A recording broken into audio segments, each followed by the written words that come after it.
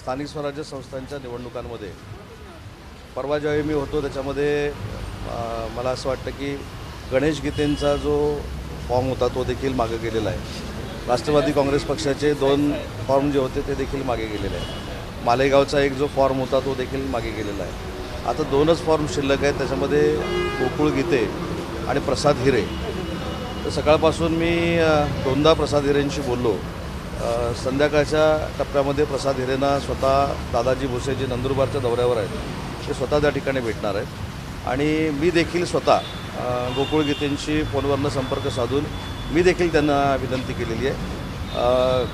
गिरीश भाऊ देखील काल जळगाववरनं रात्री नाशिकमध्ये पोचलेले आहेत. आमचं दोघांचंही ठरलेलं होतं की नाशिकमध्ये येऊन थांबायचं.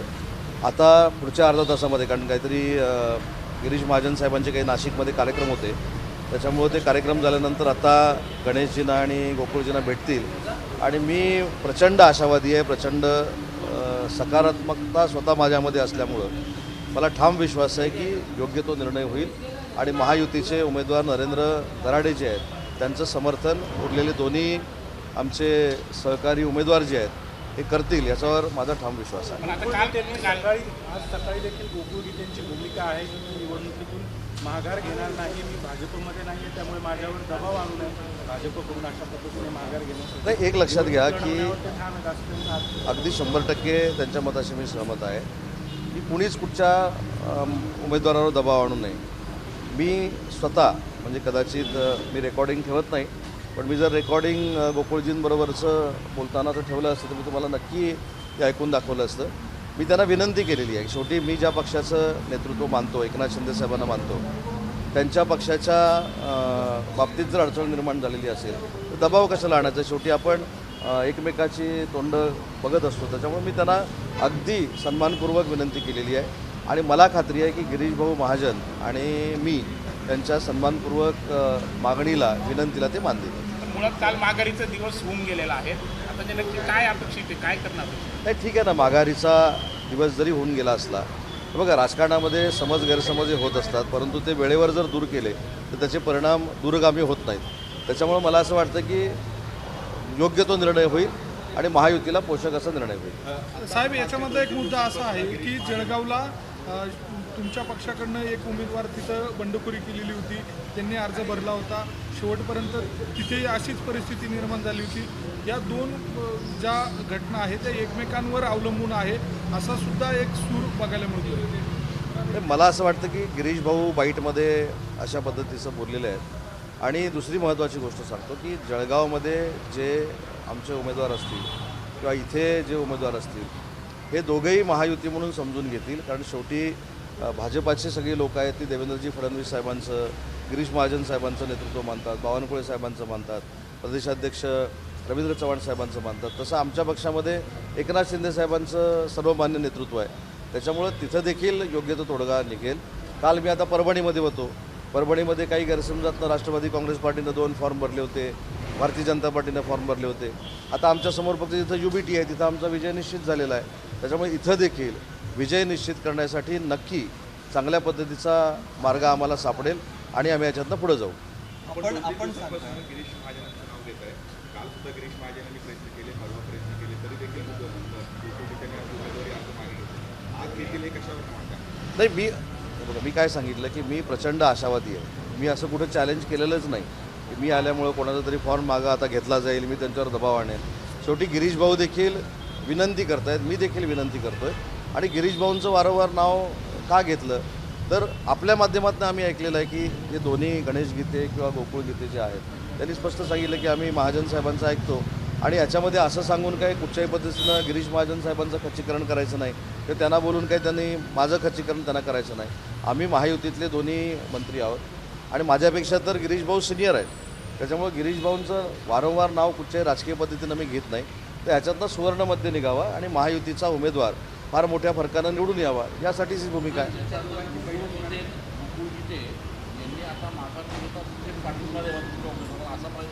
नाही, आता असाच प्रयत्न असेल ना. आता तर फॉर्म काय मागं जाणार नाही. आता त्यांनी बिनशर्त पाठिंबा द्यावा आमच्या उमेदवाराला अशीच आमची भूमिका असणार आहे आणि त्याच्यामध्ये आम्हाला नक्की यश येईल हा विश्वास मी मगासपासून आपल्याला सांगितलं. आपण विनंती केली असं म्हणता, सन्मानपूर्वक त्यांच्याशी बोलतोय, परंतु नरेंद्र दराड यांचे पुत्र कुणाल दराड जे आहेत त्यांनी त्यांचा बापापर्यंत विषय नेला होता, ते त्यांना कुठेतरी हट झाले म्हणून त्यांची उमेदवारी. हे बघा, मला याच्यातली पार्श्वभूमी माहिती नाही, परंतु हे बघितल्यानंतर आत्ताच मी कुणाल दराडेंशी देखील म्हणजे जे मला यायला उशीर झाला, मी आमच्याच लोकांशी काही बोलत होतो, त्यांनी काल देखील खुलासा केलेला आहे. शेवटी ते देखील वेल क्वालिफाईड आहेत आणि कुणालनं अशा पद्धतीचं वक्तव्य केलेलं नाही असं कुणालचं म्हणणं आहे.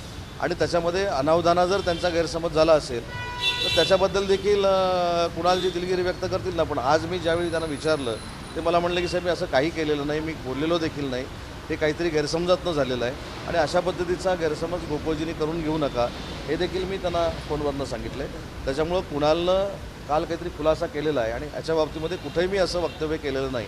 कारण शेवटी बघा, त्यांच्या घरामध्ये देखील 2-2 आमदार आहेत, राजकीय वारसा त्यांना देखील आहे, ते देखील एका पक्षाचे जिल्हाप्रमुख म्हणून काम करत आहेत. त्याच्यामुळं त्यांना देखील माहिती आहे की राजकारणामध्ये कशा पद्धतीनं वागलं पाहिजे आणि अनावधानानं काय झालं असेल तर मी स्वतः कुणाला त्यांच्यासमोर घेऊन जाईन असं काही नाही. परंतु आज मी जी चर्चा केली त्यांच्याबरोबर त्याच्यामध्ये त्यांनी सांगितलं की हा गैरसमजातनं काही लोकांनी चित्र निर्माण केलं आहे आणि त्या चित्रातनं निर्माण केलेलं चित्र आहे आणि त्याचा गैरसमज गोकुळजींचा झाला आहे. आणि कुणी चित्र निर्माण केलं आहे, कशा पद्धतीनं केलं आहे हे थोडंफार आता मी पण 25 वर्ष राजकारणात असल्यामुळे मला कळतं आहे. त्याच्यामध्ये गिरीश भाऊंना ओढण्याचा कोण लोक प्रयत्न करतात, काही लोकांना गणेश गीते साहेबांना त्याच्यात नाहक ओढायचं आहे, गोकुळजींना गैरसमज करून द्यायचा आहे. या सगळ्या गोष्टी राजकारणातल्या आहेत, राजकारणात हे होत राहतं. परंतु अनावधानानं तसा काही जर गैरसमज झाला असेल तर गोकुळजींच्या समोर मी स्वतः कुणाला घेऊन जाईल. पण साहेब, आपण स्वतः प्रयत्न करताय, तुम्ही खूप प्रयत्न करताय. जे उमेदवार आहेत ते आतापर्यंत मतदारांना भेटले तर नाही जाती तक्रार आहे, पण जे त्यांचे विरोधक आहेत गोकुळ जिथे त्यांना किंवा निधी जाऊन त्यांची भेटणं अपेक्षित होतं, भेटले असेल तर विचार करता गोकुळ जिथे करणार नाही, आता मी काय म्हटलं की मी स्वतः मंत्री आहे, म्हणजे नरेंद्र दराडे साहेबांपेक्षा पक्षातले अधिकार साहेबांनी मला जास्त दिलेलं असल्यामुळं मी नाशिकमध्ये आहे. मी प्रसादजींना देखील म्हटलं की तुमची इच्छा असेल तर मी मालेगावला तुम्हाला भेटायला येतो. हे बघा, हे मित्रपक्षामधल्या ज्या काही गोष्टी आहेत त्याच्यामध्ये एकामेकाच्या घरामध्ये जायला काही प्रश्न आहे असं मला वाटत नाही. आता हा विरोधकांकडे मी जाण्याचा प्रश्न असता किंवा नरेंद्र दराडांनी जायचा प्रश्न असता तर आम्ही विचार केला असता. कारण राजकारणामध्ये जरी समोरच्या पक्षाबरोबर संबंध असले तरी त्या निवडणुकीच्या कालावधीमध्ये ठेवू नयेत असे समजणारे आम्ही कार्यकर्ते आहोत. आणि म्हणून मला जरी जावं लागलं गोकुळजींच्या घरी, मला जरी गणेशजींकडे जावं लागलं, मला जरी प्रसादजींकडे जावं लागलं तरी मला त्याच्यामध्ये काही कमीपणा नाही. आपल्याच कुटुंबातल्या माणसाचा जर गैरसमज झाला असेल तर आपणच तो दूर केला पाहिजे. साहेब, मुळात काल बोलता बोलता असं देखील म्हणाले की फक्त हे जे आश्वासन असतं तुम्ही आत्ता थांबा आणि तुम्हाला पुढे देऊ किंवा पुढे पद देऊ, हे त्या दिवसापर्यंत असतं, नंतर काही होत नाही.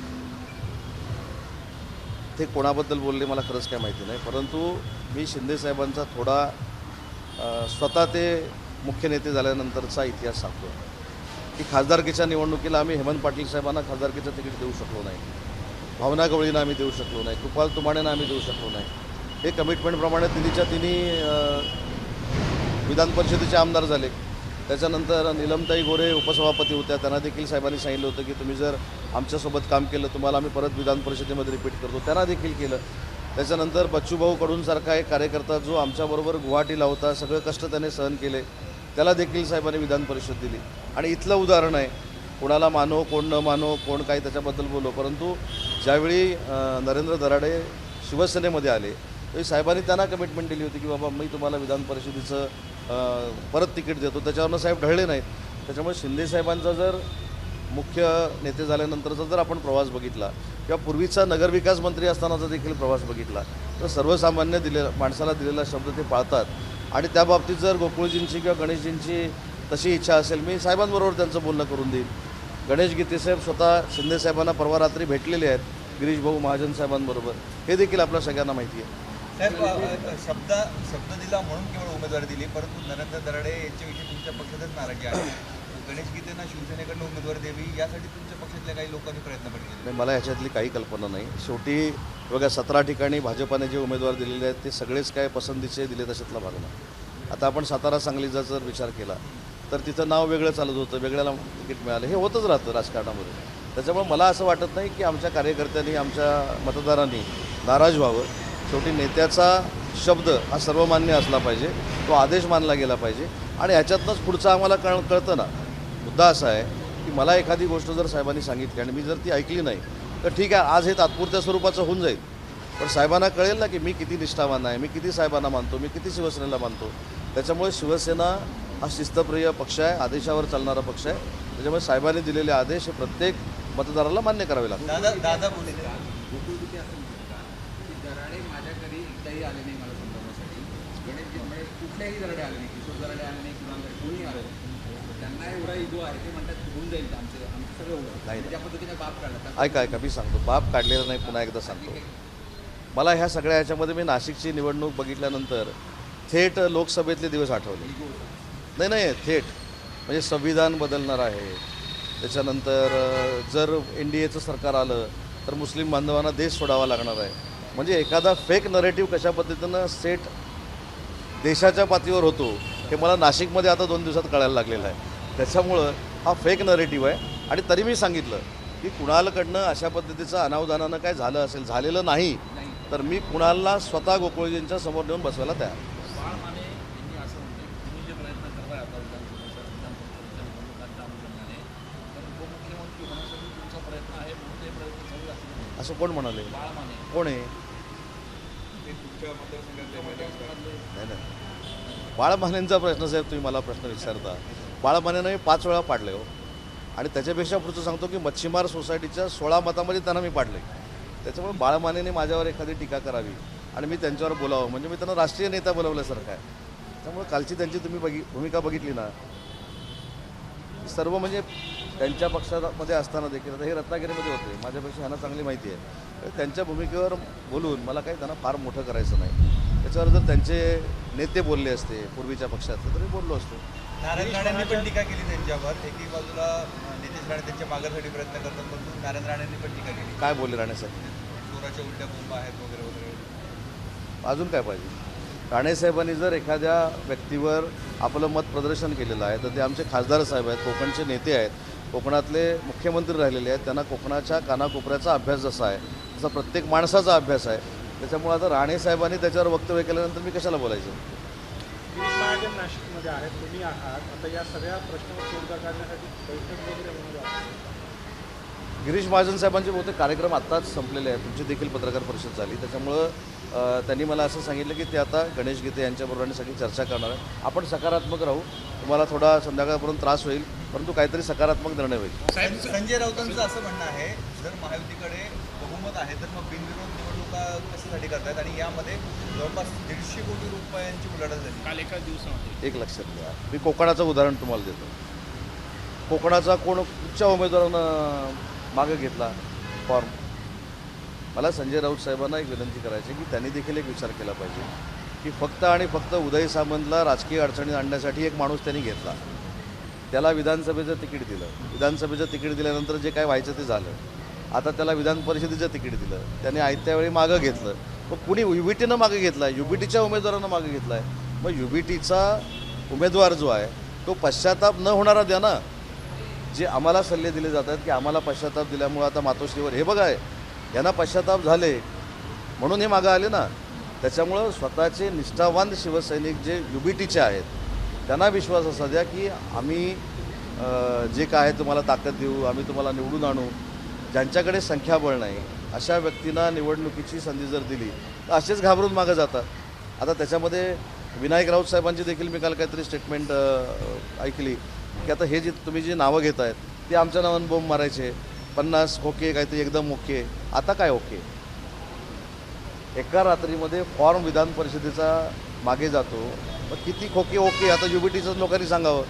त्याच्यामुळं दुसऱ्याला बदनाम करून स्वतःची पार्टी मोठी होत नसते. त्याच्यासाठी एकनाथ शिंदे साहेबांसारखं रस्त्यावर उतरून संघटना वाढवावी लागते. हे हा गंभीर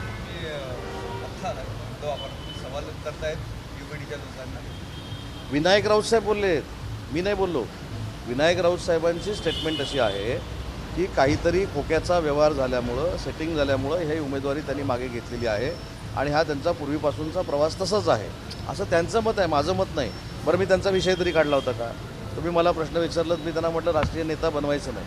पण संजय राऊत साहेब ज्यावेळी असं म्हणाले की आम्ही घोडाबाजार करतोय, मग घोडाबाजार करतो तुमची लोकं का मागं जात आहेत? जसं संजय राऊत साहेबांनी एवढ्या सगळ्या अडचणीच्या फेजमध्ये जाऊन देखील आज UBT भक्कमपणे ते बोलत आहेत की नाही, आज ते बोलत आहेत म्हणून UBTचं अस्तित्व आहे. मी तर त्यांचं ॲप्रिशिएट करतो की संजय राऊत साहेब रोज सकाळी UBTची बाजू मांडतात म्हणून या महाराष्ट्रामध्ये युबीटीचं अस्तित्व दिसतंय. मग असे कार्यकर्ते का ते निर्माण करू शकले नाहीत, त्यांचे नेते का निर्माण करू शकले नाहीत, हे उद्या पत्रकार परिषद त्यांनी सांगावं. 3 दिवसापूर्वीच्या पत्रकार परिषदेमध्ये आपण नाशिकमध्ये असं म्हणत होतात की संजय राऊतांच्या सकाळच्या पत्रकार परिषदेमुळे संख्या हळूहळू कमी होत गेली. आज तुम्ही त्यांचं मग त्या appreciate करता. नाही मी आता मला इथं थोडं कळेन असं झालेलं आहे की तुम्ही संजय राऊत साहेबांबद्दल आताच्या सिच्युएशनवर मला प्रश्न जो विचारला की आम्ही काहीतरी घोडाबाजार करतोय म्हणून युबीटीचे लोक मागं घेत आहेत, त्याच्यावर मी असं बोललो की युबीटीची लोक मागं घेत आहेत, बरोबर आहे की नाही. त्याच्यामुळे युबीटीच्या निष्ठावान कार्यकर्त्यांना मग तिकीट द्यायला पाहिजे होतं. ज्या पद्धतीनं अनेक अडचणीमधनं आजारपणातनं जाऊन आज युबीटीची भूमिका संजय राऊत साहेब मांडत आहेत, त्याच्यामुळंच युबीटीचं अस्तित्व आहे. ह्याच्यामध्ये मी त्यांचं कुठं कौतुक केलं, ते बोलत आहेत म्हणून युबीटीचं आहेच ना. मग ते जे ॲप्रिशिएट जे आहे ते केलं पाहिजे. ते जर पत्रकार परिषद त्यांनी घेतलीच नाही तर तुम्ही मला सांगा की युबीटीचं अस्तित्व काय. ते म्हणजे आहे ते आहे. आणि पत्रकार परिषदेनंतर पक्ष वाढतोय की कमी होतोय हा वेगळा मुद्दा राहिला.